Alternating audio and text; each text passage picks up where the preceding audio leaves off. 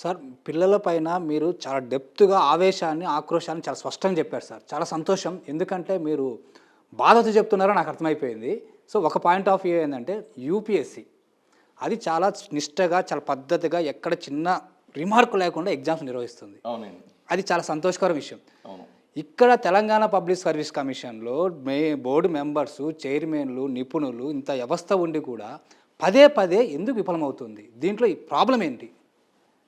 Number 1 ఏంటి అంటే అండి, జాతీయ స్థాయిలో గనక యూపీఎస్సీ విఫలమైంది అంటే గనక దేశం యొక్క నడ్డి విరిగిపోయినట్టే bureaucracy. IAS, IPS, IRS, custom services, group A services, group B services ఇవన్నీ కూడా ఇది మన యొక్క బ్యూరోక్రసీకి వెన్నుముక. ఏది సివిల్ సర్వీసెస్ యూపీఎస్సీ అనేటువంటిది. దానికి ఒక ఫిక్స్డ్ షెడ్యూల్ ఉంటుంది యూపీఎస్సీకి.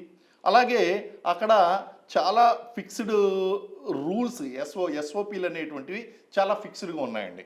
ఇకపోతే స్టేట్ గవర్నమెంట్ దగ్గరికి వచ్చేసరికి రాష్ట్ర ప్రభుత్వ ఉద్యోగాల్లో రాజకీయ జోక్యం అనేటువంటిది ఎక్కువగా ఉంది, రాజకీయ ఆసక్తి అనేటువంటిది ఎక్కువగా ఉంది, జాబ్ క్యాలెండర్లు అనేటువంటివి టైంకి రిలీజ్ కావడం లేదు.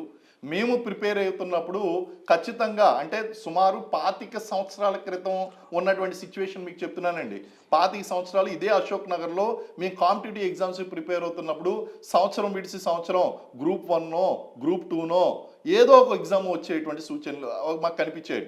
అంటే ఎవ్రీ ఇయర్ ఒక సబ్ ఇన్స్పెక్టర్ ఉద్యోగమో, ఒక గ్రూప్ 1 ఉద్యోగమో, లేకపోతే ఒక గ్రూప్ 2 ఉద్యోగమో, లేకపోతే గెజిటెడ్ జాబో, నాన్ గెజిటెడ్ జాబో క్రమం తప్పకుండా ఏదో ఒక ఉద్యోగం అనేటువంటిది నోటిఫికేషన్ వచ్చేదండి.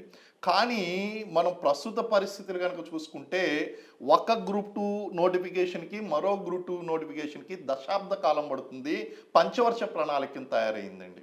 ఒక గ్రూప్ 1 కనుక అయితే ఆల్మోస్ట్ 10 ఇయర్స్ తర్వాత మనం అపాయింట్మెంట్ లెటర్ ఇవ్వగలిగాం. రెండో గ్రూప్ 1కి ఇంకా ఇక్కడ ఎక్కడా కూడా అడ్రస్ అనేటువంటిది కనిపించడం లేదు.